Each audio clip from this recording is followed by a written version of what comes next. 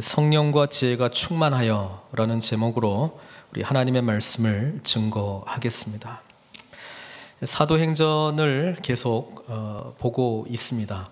사도행전을 통해서 초대교회가 어떻게 형성이 되었는지, 그리고 초대교회 공동체가 어떤 삶을 살고 있는지 계속 쭉 좋은 일들만 보고 있었습니다.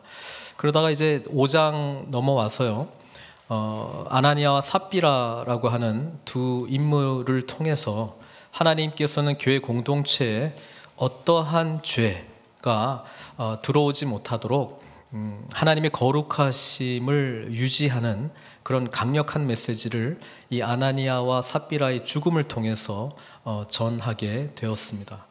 이때까지 교회 공동체가 계속 늘 축복을 받고 하나님의 은혜 속에서 계속 성장해 오고 있었던 이야기에 지금 뭔가 여전히 죄의 뿌리가 사탄이 계속 끊임없이 공격하는 일들이 나타나고 있다는 것도 동시에 말씀하고 있습니다.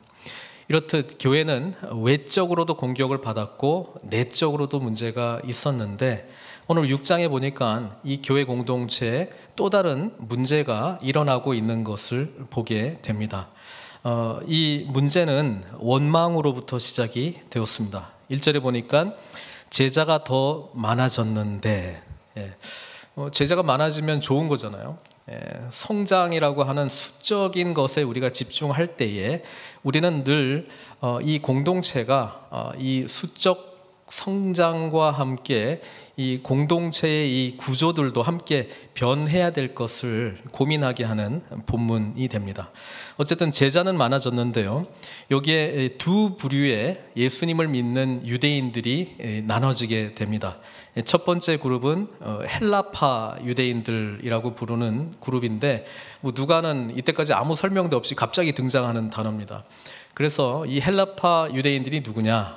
주로 디아스포라, 그러니까 흩어졌던 유대인들이죠. 그러니까 이들은 주로 그 헬라, 그리스어가 익숙했던, 그때 당시에 알렉산더 대왕 때문에 이제 전 지역이 헬라 영향 아래에 있었을 때부터 이 헬라어가 주 언어가 되어 있었던, 물론 지금은 로마가 지배를 하고 있어서 이때 당시에요, 라틴어가 사용되기는 했었습니다만은 그래도 일반적인 모든 사람들이 많이 썼던 용어는 이 헬라어가 주 언어였습니다.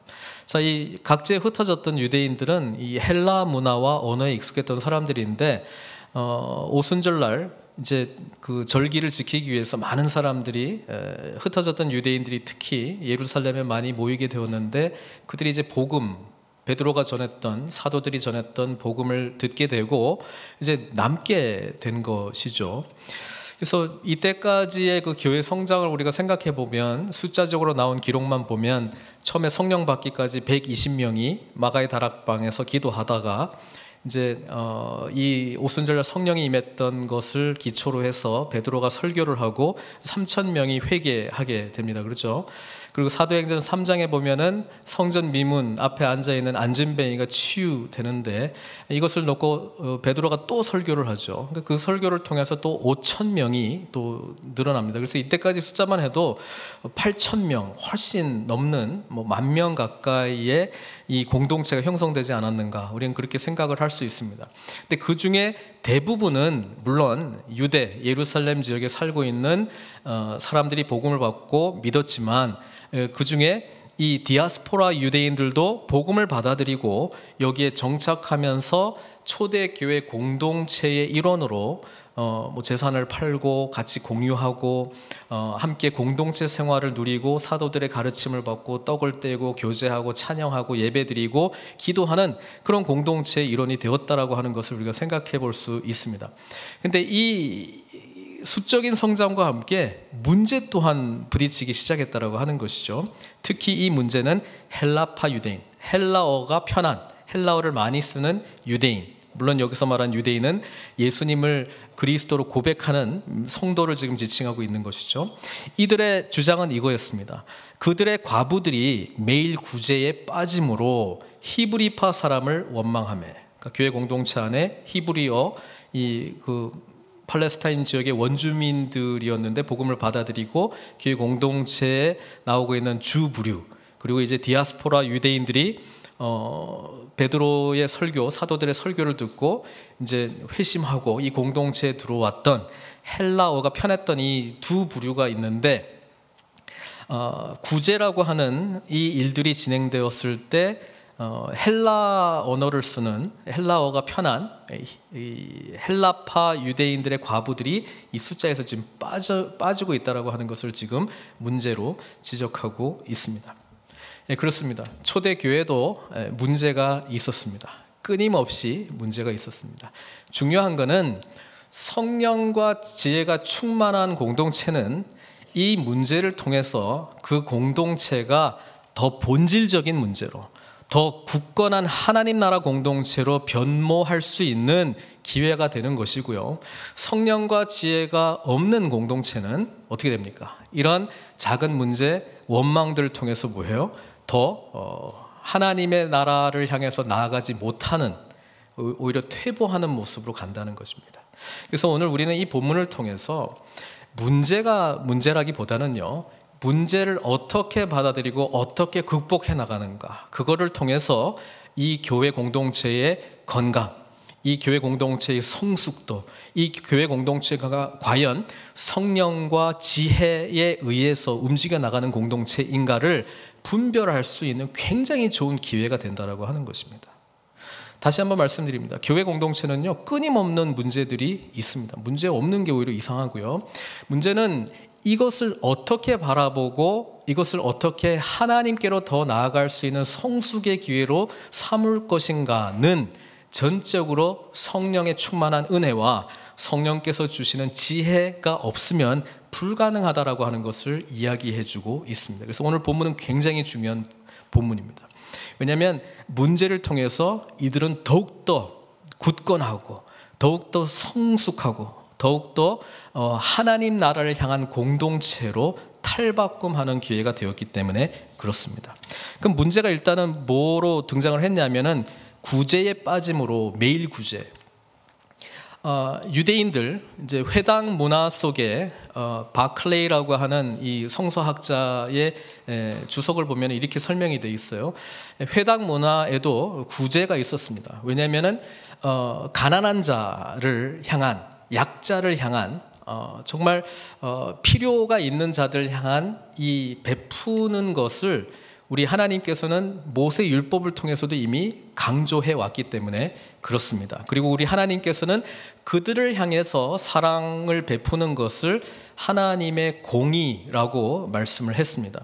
우리 신명기 10장 18절에 보면은 하나님께서 자기 자신에 대해서 이렇게 설명을 합니다.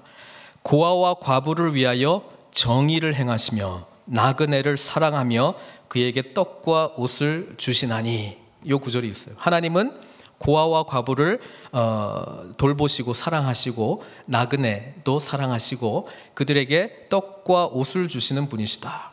하나님이 뭐 하늘에서 뚝뚝 떨어뜨립니까? 그게 아니잖아요. 그 다음 구절을 보면은 그렇기 때문에 너희들이 이렇게 하라는 거예요. 하나님께서는 우리를 통해서 그분의 사랑과 공의를 나타내시기를 기뻐하시는 분이시다. 이렇게 이야기를 하고 있습니다. 그래서 신명기가 어떻게 보면 모세 오경의 이 핵심 책이기도 한데요. 신명기 24장 19절 20절에도 이 구체적으로 그때 당시에 가장 사회적인 약자, 성경에서는 고아, 과부, 나그네, 그 정처 없는, 의지할 데 없는 부류를 그 대표성으로 이 세 부류를 이야기하고 있는데요. 이렇게 이야기합니다. 내가 밭에서 곡식을 벨 때에 그 한 뭇을 밭에 잊어버렸거든 다시 가져오지 말고 나그네와 고아와 과부를 위하여 남겨두라. 그리하면 내 하나님 여호와께서 내 손으로 하는 모든 일에 복을 내리시리라. 내가 내 감람나무를 떤 후에 그 가지를 다시 살피지 말고 남은 거 없나 이렇게 하지 말고 그 남은 것은 객과 고아와 과부를 위하여 남겨두며. 그러니까 실제적으로 가르쳐 주셨어요. 그러니까 일상의 삶 속에서 늘 하나님께서는 고아와 과부와 나그네를 향한 긍휼히 여기시는 마음이 있기 때문에 자기 거 그냥 끝까지 그냥 챙겨 먹으려고 하는 마음 두지 말고 넉넉하게 살아라 이 말이잖아요. 특별한 날에 하라는 것이 아니고 일상생활 속에서 그렇게 하라고 이미 가르쳐 주셨어요. 그리고 11조에 대한 규례도 이렇게 이야기합니다. 26장 신명기 26장 12절에요. 셋째 해 곧 11조를 드리는 해에 내 모든 소산의 11조 내기를 마친 후에 그것을 레위인들은 땅을 유업으로 받지 못하고 하나님을 위해서 봉사하는 자들을 위해서 11조를 드리고 그 다음에 객과 고아와 과부에게 주어 내 성읍 안에서 먹고 배부르게 하라 이렇게 이야기를 하고 있습니다. 그래서 하나님은 구체적으로 우리가 하나님의 백성이라면 하나님을 닮은 사람들이잖아요. 하나님을 닮은 사람들은 하나님은 고아와 과부와 객, 정말 고아라고 하는 것은 부모, 우리의 영적인 부모, 아빠, 아버지를 우리는 고백하게 되는데 육적인 어떤 필요를 체험받지 못한 자들을 향해서 늘 우리 믿는 자들은 아버지의 놀라운 은혜를 경험했기 때문에 그들에게 실제로 은혜를 베푸는 삶을 살아야 된다라고 하는 것을 말씀하고 있습니다. 그렇기 때문에 믿는 자의 삶은 언제나요 좀 넉넉한 마음이 있어야 된다는 거예요. 넉넉한 삶의 그런 태도가 있어야 된다는 것입니다. 그냥 하나도 빠지지 않고 그냥 짜내가지고 내가 챙기겠다라고 하는 그런 마음보다는 하나님께서 주신 거에 감사하면서도 이 이웃을 사랑하고 약자를 사랑하는 것에 마음을 쓰라라고 하는 것이 이미 토라에 있었습니다. 율법에 있었다니까요. 그래서 회당 문화에서도 이것을 실천적으로 했는데 바클레이라고 하는 사람이 뭐라고 기록을 하냐면 두 가지 종류의 구제가 있었다. 금요일에는 이들이 이 바구니를 들고 바스켓을 들고 물질적인 필요 또는 어떤 음식이라든지 의복이라든지 이것을 거뒀다라고 하는 것입니다. 그리고 이것을 주간 그들이 안식일 날 모였을 때에 필요를 느끼는 사람들에게 나눠줬다라고 하는 것이고요. 또 다른 것은 바스켓이 아니고 트레이로 번역될 수 있는 좀 더 작은 거죠. 매일매일의 필요가 있는 사람들을 향해서 그들이 공동체마다 찾아가면서 그러니까 이것을 전문적으로 담당하는 사람들이 있었습니다. 그들이 찾아가서 좀 도와줄 수 있습니까 해서 받아서 매일매일 필요한 사람들한테 주는 그런 구제 행위가 있었다라고 이야기를 합니다. 지금 예수 믿는 공동체가 됐어요. 주로 유대인들이요. 그들이 이 문화를 계속적으로 가져왔는데 이제는 구체적으로 예수 그리스도의 은혜 때문에 이 구제 행위를 계속 실천했다라고 하는 것을 성경은 이야기해주고 있는데 문제는 뭐냐면 매일매일 구제에 누가 빠졌다고요? 헬라파 유대인들에 속한 과부들이 빠졌다라고 하는 것입니다. 여러분 이게 문제입니다. 근데 문제는 이 문제가 과연 문제냐 하는 게 문제입니다. 그래서 여러분 문제가 일어났을 때 우리 즉각적인 인간적인 반응은 이거죠. 문제네? 그럼 어떻게 하면 돼요? 해결하면 되는 거예요. 문제를 해결하면 돼요. 자, 헬라파 과부들이 이제 빠지니까 어떻게 하면 됩니까? 안 빠지도록 하면 되잖아요. 근데 사도들이 모였을 때 그들의 반응은 즉각적으로 이 일을 해결하기에 앞서 과연 이 문제가 문제인지를 먼저 살펴봤다는 것입니다. 이 문제의 본질적인 진짜 문제가 뭔지를 살펴봤다는 것입니다. 그게 성령 충만한 지혜가 충만한 공동체가 제대로 반응할 때에 나타날 수 있는 축복입니다. 여러분 문제가 일어날 때 어떤 일이 진행이 되는데 문제가 일어날 때에 그 일이 그냥 잘 돌아가게끔 하는 리더십이 있습니다. 그걸 뭐라고 부르냐면은 매니지먼트라고 얘기해요. 관리. 여러분 저를 관리인으로서의 리더십으로 생각하지 않았으면 좋겠습니다. 우리 교회 공동체가 관리인으로서의 리더십을 생각하지 않았으면 좋겠습니다. 관리는 어떤 주어진 일이 있으면 잘 굴러가게 하면 되는 거예요. 그게 그 역할이기 때문에 그렇습니다. 근데 이것은 영적 리더십하고는 조금 거리가 있습니다. 물론 어떤 일이 잘 돌아가게 하는 것도 중요합니다. 근데 무엇을 위해서 잘 돌아가는지를 놓쳐버리면 일은 제대로 돌아가도록 많이 하는데 본질적인 것과 멀어질 수 있기 때문에 그렇습니다. 그래서 리더십은 뭐 할 때 나타나느냐? 여러분 아까 제가 말씀드렸던 이 매니지먼트 리더십은 doing things right입니다. 그냥 일을 제대로 하는 거예요. 여기서 영적 리더십으로 바뀌기 위해서는 한 가지 단어를 바꿔야 되는데 doing things right가 아니고 doing the right thing입니다. 일을 제대로 하는 게 아니고 옳은 일을 하는 것입니다. 그래서 지금 문제는 헬라파 과부들이 지금 빠졌던 것이 문제입니다. 근데 이걸 해결하기 위해서 관리 모드로 가면은 그냥 잘 돌아가기만 하면 되는 거거든요. 지금 뭐 거의 10,000명이나 가까운 성도들이 있는데 12사도가 지금 일일이 과부를 이제 찾아야 됩니다. 근데 지금 헬라파 과부들이 빠졌으니까 헬라파 과부가 누군지 찾으면 됩니다. 누가요? 12사도가요. 그리고 이전보다 더 열심히 하면 되는 거예요. 관리 모드의 대부분의 답은요, 더 열심히 하면 되는 거예요. 아니면 할 수 있는 사람 갖다 붙여주고 더 열심히 하면 되는 거예요. 그런데 이들이요, 그렇게 하지 않았습니다. 이들은 모여서 뭐라고 그러냐면은 분별을 했어요. 분별을요. 분별이라고 하는 것은 하나님이 보시기에 옳은 일을 선택하는 것을 분별이라고 말을 하는 겁니다. 자, 그래서 2절에 보니까 12사도가 모든 제자를 불러 이르되, 우리가 지금 헬라파 과부가 빠져 있는데 어떻게 하면 이 헬라파 과부를 더 잘 찾아내서 우리가 더 잘 섬길 수 있을까요? 이 질문을 한 것이 아니고요. 우리가 하나님의 말씀을 제쳐놓고 접대를 일삼는 것이 마땅하지 아니하니, 이렇게 결정을 해버렸습니다. 분별을 했어요. 우리가 지금 이런 문제가 생겼는데 이게 문제라기보다는 우리가 하나님의 일을 제쳐놓고 이 일에 더 에너지를 쏟는 게 문제라고 하는 사실을 분별했습니다. 그래서 성령과 지혜가 있는 리더십이 나타날 때는요, 하나님의 아젠다가 뭔지를 먼저 분별할 수 있어야 되는 거예요. 그래서 제가 좋아하는 헨리 블랙컵이라는 사람이 영적 리더십이라고 하는 책을 썼는데요. 우리 3년 전에 우리 피택 받으신 분들과 함께 책 읽고 공부도 하고 그랬습니다만은, 그때 정의하고 있는 영적 리더십이 뭐냐면 사람들을 움직여 하나님의 일을 하게 하는 것이다. 영어로 하면 spiritual leadership is moving people onto God's agenda. 그거예요. 그러니까 하나님께서 관심이 있는 것, 하나님이 하시고 싶은 일들을 향해서 사람들을 인도하는 거예요.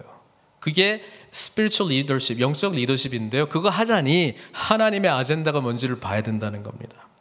여러분, 지금까지 1장부터 5장까지 사도들이 해야 될 일이 무엇인지 예수님도 성령님도 너무나도 분명하게 이야기했어요. 예수님은 사도행전 1장 8절에 뭐라고 그러냐면은 하나님 나라에 대한 일을 40일 동안 부활하시고 난 다음에 제자들과 함께 가르치시고요, 성령이 올 것을 기다리라고 말했잖아요. 그리고 성령님이 오면 이런 일들이 나타나고 너희는 바로 이 일을 해야 돼 라고 말씀하셨는데, 그게 뭐냐면 오직 성령이 너희에게 임하시면 너희가 권능을 받고 예루살렘과 온 유대와 사마리아와 땅끝까지 이르러 뭐가 된다고요? 내 증인이 될 것이다, 이렇게 이야기하고 있습니다. 지금 이 헬라파 유대인들에게, 이 과부들에게 이 구제하는 일이 주가 되기 시작했을 때는 이 말씀이 이렇게 번역이 되는 거죠. 성령이 너희에게 임하시면 너희가 권능을 받고 예루살렘과 온 유대와 사마리아 땅끝까지 이르러 뭘 해야 되는 거예요? 구제를 해야 될 것이다, 이렇게 이제 되는 거예요. 여러분, 구제하는 것이 나쁜 것이 아닙니다. 나쁜 것이 아니에요. 좋은 것이에요. 당연히 해야 되는 거예요. 근데 사도들에게 하나님께서 주신 그 일이 훼손되면서까지 이 일을 하시기를 하나님은 원치 않으셨다라고 하는 것을 분별했습니다. 그리고 이제 계속 핍박을 받을 때, 특히 이제 5장 20절에 보면은 그 사도들이 다 이제 감옥에 갇혔잖아요. 근데 주의 천사가 와서 풀어줬습니다. 풀어주면서 뭐라고 말씀을 했냐면은 이렇게 말했어요. 가서 성전에 서서 이 생명의 말씀을 다 백성에게 말하라, 이렇게 이야기를 하고 있습니다. 이것을 안 한 건 아니에요. 그런데 이거 뭐 음식을 나눠주는 일이 사람이 많으니까, 제자들 숫자가 많아지니까 일이 너무 벅찬 거예요. 그러니까 뭘 제대로 못하기 시작했다고요? 생명의 말씀을 전하는 일에 집중하지 못하기 시작했습니다. 여러분, 사도들이 이 결정을 내리는 위대함은 그들이 문제 있는 그대로 해결 모드로 가지 않고요, 하나님 진짜 문제가 무엇입니까? 본질적인 문제가 무엇입니까를 분별했다라고 하는 것에 여러분, 이 공동체의 건강성을 우리가 볼 수 있다라고 하는 것입니다. 그래서 이렇게 이야기를 해요. 우리가 말씀을 제쳐놓고 접대를 일삼는 것이 마땅하지 아니하니. 표현이 한글 번역이 약간 좀 접대한다라고 하는 게 serving tables거든요. 그러니까 식탁 봉사를 하는 거예요. 실제로 음식을 나눠주는 일을 하는 거예요. 그런데 그것을 이렇게 말씀 전하는 것과 다른 걸로 본 것은 아닙니다. 왜냐하면 1절에 나오는 매일의 구제라고 하는 이 단어, 구제라고 하는 이 단어를 통상 그 구제라고 하는 단어가 있어요. 이렇게 베푸는 그런 거를 말하는 건데, 여기서는 그 단어를 쓰지 않고 디아코니아라고 하는 단어를 씁니다. 디아코니아라고 하는 것은 사역, 일, 봉사, 직무 이런 뜻인데, 그게 지금 요거하고 똑같은 거예요. 4절에 나오는 기도하는 일과 말씀 사역, 여기서 말하는 사역하고 같은 단어예요. 그래서 디아코니아라고 하는 단어를 쓸 때는 절대로 한쪽이 더 옳고 그러다 이 차원이 아니고요. 하나님께서 맡겨주신 직무, 우리가 봉사해야 될 사역, 내용을 이야기를 해주고 있는데, 사도들은 이 이야기를 하는 거예요. 이거는 우리가 집중해야 될 일이 아니야. 우리는 이 일에 집중을 해야 되는데, 이 일에 집중하기 위한 구제 사역을 감당할 수 있는 리더들을 뽑자, 그렇게 제안을 하게 되었다라고 하는 것입니다. 그래서 3절에 이렇게 제안을 합니다. 형제들아, 너희 가운데서 성령과 지혜가 충만하여 칭찬받는 사람 7을 택하라. 택하는 건 누가 택하는 거예요? 여기서 보니까요, 형제들아 라고 표현되어 있는 교회 공동체가 뽑는 거예요. 사도들이 뽑는 것이 아닙니다. 그러니까 선택을 공동체에 위임을 해버렸습니다. 이게 문제인데, 이거 잘할 수 있는 사람을 뽑자. 7명. 왜 7명일까? 제 나름대로 해석입니다. 12사도가요, 말씀 전하는 사역과 이 구제하는 일을 같이 해보니까 한 7명 정도만 전문적으로 하면 될 것 같아요. 이때까지 자기들이 잘 감당하고 있었는데, 자기들은 all in, 말씀 사역에 이제 all in 하려면 한 7명 정도만 전문적으로 하면 될 것 같아요. 그래서 한 7명. 그러니까 그 자격 조건이 다른 건 없습니다. 오직 성령과 지혜가 충만하여 뭐 하는 사람이요? 칭찬받는 사람. 자, 요걸 좀 생각해 봤으면 좋겠습니다. 리더십으로 누구를 선택하느냐? 너희 중에 음식을 잘 분류하고 나눠줄 수 있는 재능이 탁월한 사람, 아니면 시장에 가서 좀 딜 잘해가지고 조금 더 저렴하게 구할 수 있는 사람, 이런 사람을 찾는 것이 아니고, 성령과 지혜가 충만하여 사람들에게 칭찬받는 사람이라고 이야기를 하고 있습니다. 우리 하나님의 일을, 특히 디아코니아, 직무, 봉사를 하기 위해서는요, 제일 중요한 조건이 뭐예요? 성령과 지혜가 충만해야 된다는 거예요. 성령과 지혜가 충만.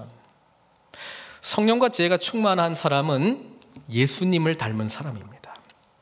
여러분, 우리 기독교 신앙의 목적이 뭐냐면 예수님 닮는 거거든요. 제가 누누이 이야기하지만 예수님 닮아가는 건 두 차원이잖아요. 인격적으로 닮아가는 것, 성품적으로 닮아가는 게 하나 있고요. 또 하나는 사역적으로 닮아가는 거예요. 주님이 하신 사역도 우리가 닮아가는 것이고, 주님이 어떤 성품의 소유자라고 하는 것은 우리 잘 알고 있잖아요. 이것이 뭐예요? 성령의 열매잖아요. 성령의 열매는 사랑, 희락, 오래 참음, 자비, 양선, 충성, 온유, 절제. 이게 전부 신앙 인격이거든요. 그러니까 예수님을 닮은 사람이 성품적으로도 성숙해야 되고요, 사역적으로 주님이 감당하는 사역을 감당하고 있어야 되는 거예요. 여러분, 주님이 하신 사역은 딱 3가지입니다. 가르치시고, 전파하시고, 치유하시고. 전부 자기 자신을 위한 거하고는 하나도 상관이 없고요, 다른 사람의 유익을 위한 삶입니다. 가르치기 위해서는 복음이 먼저 알아야 되고요, 그렇죠? 치유를 하려면은 상대방에 대한 엄청난 배려와 관심과 사랑이 있어야 된다라고 하는 것이죠. 그러니까 리더를 세울 때 자기밖에 모르는 사람, 자기 중심적인 사람, 신앙 인격이 조금 사람들하고 관계 맺는데 문제가 되는 사람을 세우면 교회가 문제가 생기는 거예요. 근데 이게 재밌어요. 저분은 하여튼 성격은 저런데 일은 되게 열심히 해. 아니면 저번 할 때 뭐 봉사할 때는 못 보는데 뭐 신앙이 좋은 것 같아. 일단 그냥 좀 이렇게 무던해. 여러분, 같이 가게 돼 있습니다. 왜냐하면 예수 그리스도의 신앙 인격적으로 닮아갈 때에 우리는 타인을 향한 사랑의 실천적인 장으로 보냄받지 않을 수가 없는 거예요. 다른 사람에 관심이 있어요. 한 사람을 세우는 데 관심이 있어요. 아픔과 함께 공유하기를 원하고 어떻게든 치유하는 데 관심이 있다라고 하는 것입니다. 그런 성품의 소유자는, 그런 사람은 예수님의 신앙 인격적인 모습을 닮을 수밖에 없지 않겠습니까? 그러니까 이거는 보이는 거예요. 그러니까 성령과 지혜가 충만해야 된다라고 하는 것은 맞는 말인데 그걸 우리가 어떻게 아느냐? 예수님 닮은 사역을 하고 계신가? 예수님 닮은 신앙 인격이 그분에게 느껴지는가? 그거가 두 기준이라고 볼 수 있고요. 칭찬받았다라고 하는 것은 인정받았다는 것입니다. 교회 공동체에 우리 안에 계신 예수님을 혹 숨기는 분이 계신지 모르겠는데 숨길 수도 없고 숨겨서도 안 됩니다. 주님의 주권하심 속에서 나의 삶이 나타날 때는 빛의 영역이 분명히 있습니다. 그리고 주님을 사모하는 자에게 나타날 수밖에 없는 그리스도의 온유하심, 오래 참으심, 사랑하심, 인내하심, 절제하는 삶이 나타날 수밖에 없습니다. 저희 교회도 올해 이제 뭐 장로, 안수집사, 권사, 뭐 실질적인 어떤 리더십들을 이제 뽑아야 되는 과정을 거쳐야 되는데요. 기도하셨으면 좋겠습니다. 성령과 지혜가 충만하여 칭찬 듣는 사람들이 세워지기를 소망합니다.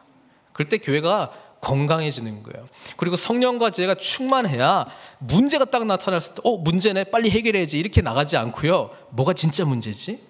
하나님이 우리들에게 지금 뭐라고 이야기하시려고 하는 것이지? 하나님의 진짜 아젠다가 뭐지? 그 분별할 수 있다는 거예요. 성령과 지혜가 충만하면요. 그러면 일이 제대로 되게 하게끔 집중하지 않고요. 제대로 되게 하는 것도 중요한데 뭐가 옳은 일인가? 뭐가 하나님께서 지금 굉장히 관심이 있는 일인가를 분별하고 그 영적 리더십이 거기서 나온다라고 하는 것입니다. 그래서 공동체에게 이런 사람을 뽑으라고 부탁을 드렸습니다. 그리고 사도들은 뭐에 집중하겠다는 거예요? 말씀 사역인데 갑자기 4절에 보니까 한 단어가 또 붙었어요. 말씀 앞에 뭐가 붙었어요? 기도하는 일과 말씀 사역에 힘쓰리라. 약간은 말씀을 제쳐놓고 뭐 접대를 일삼는 것이 옳지 않다 이렇게 이야기하다가 갑자기 이 말씀 사역 앞에 기도하는 일이라고 먼저 순서를 정했는데 저는 이 순서가 중요하다고 생각합니다. 말씀과 기도는 다 중요합니다. 근데 여기서 특별히 4절에 기도하는 일을 먼저 언급하고 있는 이유는 이 기도는 통상 우리가 생각하는 기도가 뭐예요? 그러면 뭐 여러 가지가 나올 수 있고 당신이 하는 기도는 뭐예요? 그러면은 주로 이거 해주세요 기도가 많거든요. 우리가 그렇잖아요. 우리 자녀들도 뭐 잘 되고 뭐 사업도 잘 되고 뭐 건강하게 해주시고 그 기도를 이야기하는 것 같지는 않아요. 내용적으로요. 이 기도는 무슨 기도냐? 하나님 나라 기도를 말하고 있죠. 하나님 나라 기도는 뭐예요? 내 뜻이 아니고 하나님의 뜻이, 내 아젠다가 아니고 하나님의 아젠다가 뭡니까? 그러니까 기도를 해야 하나님이 가르쳐 주실 거 아니에요. 그리고 그 말씀하신 대로 선포하는 행위를 말하고 있습니다. 하나님께서 그 리더들에게 기도를 통해서 깨닫게 해주시고 알려주신 그 하나님의 아젠다를 말씀을 통해서 전하는 거예요.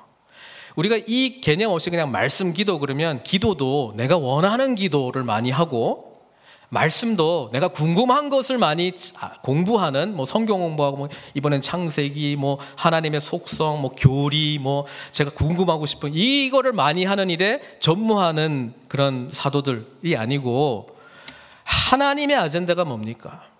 하나님이 우리 공동체를 통해서 뭘 하시길 원하시는가에 집중하는 기도를 드리는 사람. 그리고 그것에 기초해서 우리 공동체가 아까 헨리 블랙커비의 그 정적 리더십의 정의대로 사람들을 움직여 하나님의 일을 하도록 하는 거, 그렇죠? 그렇게 인도하는 말씀 선포가 온전히 이루어지도록 이 사도들의 그런 역할들을 지금 말씀하고 있는 것이죠.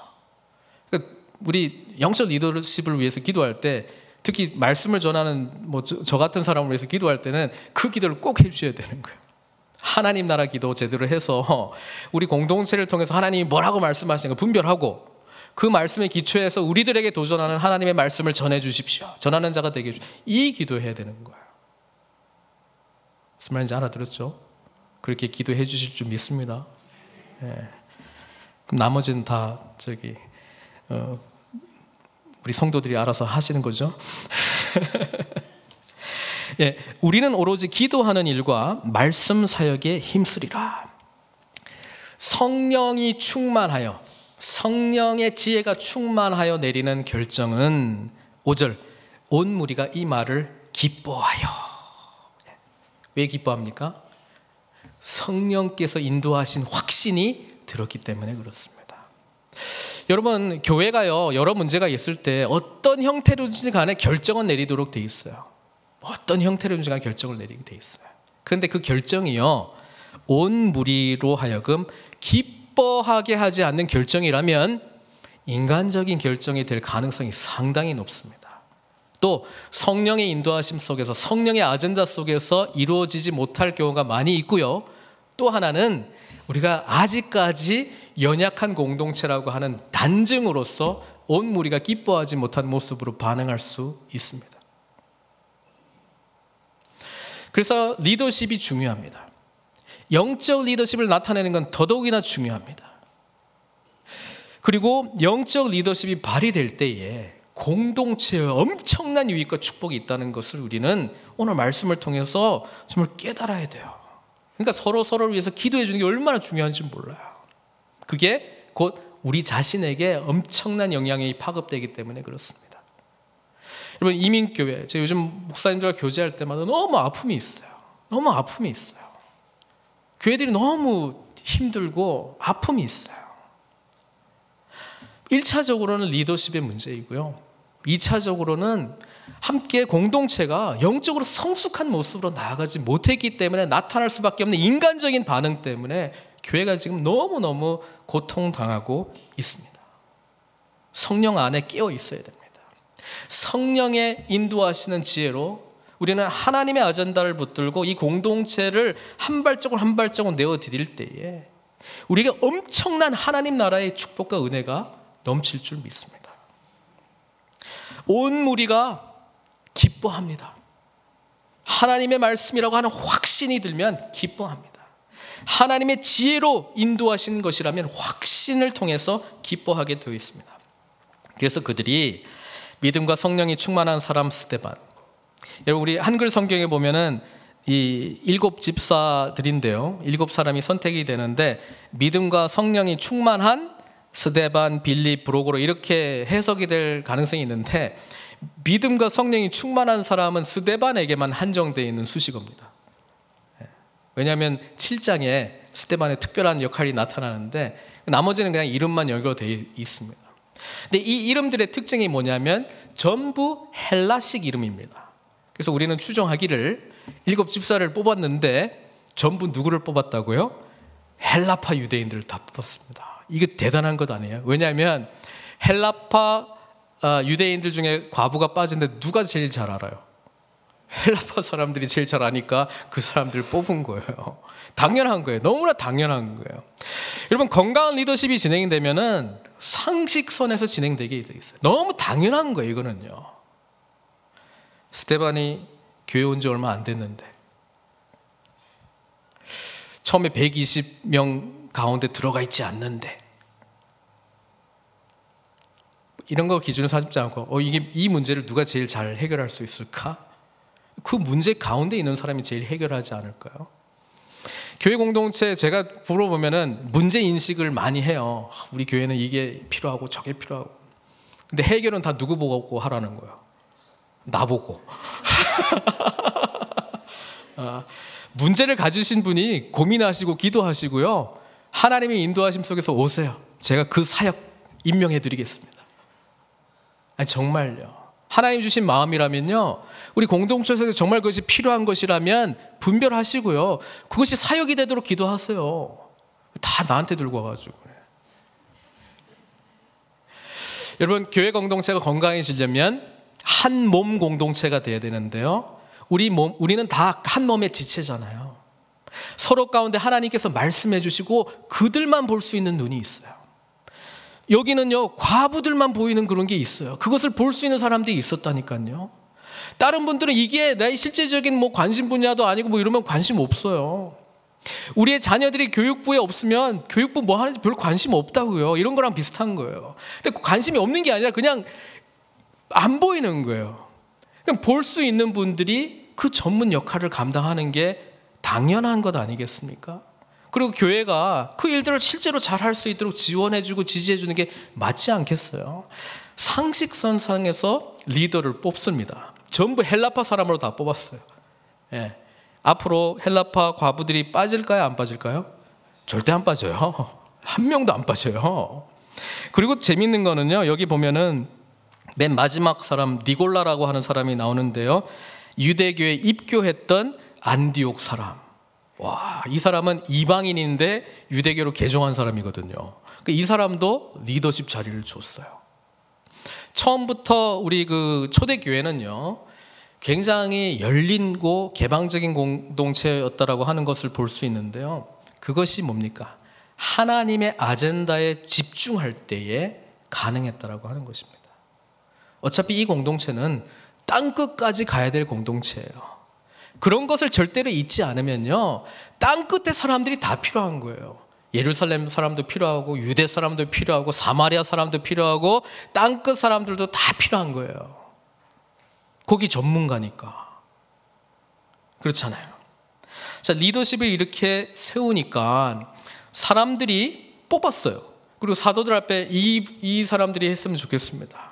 그러니까 여기서는 이렇게 되어 있습니다. 공동체가 뽑고 사도들이 인준한 형식이 돼버린 거예요. 여기서는요, 사도들 앞에 세우니 사도들이 기도하고 그들에게 안수했습니다. 공동체적으로, 공식적으로 이분들이 이 구제사역에 전담하는 자들이다, 이렇게 이야기를 했다라고 하는 것입니다.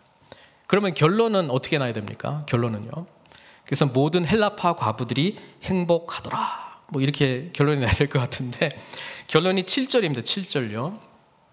어떻게 됐다고요? 하나님의 말씀이 점점 왕성하매. 자, 왜 이게 가능했을까요? 사도들이 뭐 했기 때문에? 기도하고 말씀 사역에 전무했기 때문에 그렇습니다. 그러니까 어떻게 됐어요? 예루살렘에 있는 제자의 수, 예레미야스라고 하는 학자는 그때 당시에 제사장들이 한 8,000명 정도 있었다고 생각합니다. 제자의 수가 더 심히 많아지고 이렇게 됩니다. 자, 요 문제가 문제라고 생각했으면 매니지먼트 모드로 들어가서요, 요 문제만 해결했을지도 몰라요. 사도들이 그래, 미안해, 우리가 좀 더 열심히 신경 쓸게, 그리고 해결해요. 그리고 여전히 신경 쓰다 보니까 뭘 못해요? 기도하는 거 말씀 축소될 수밖에 없어요.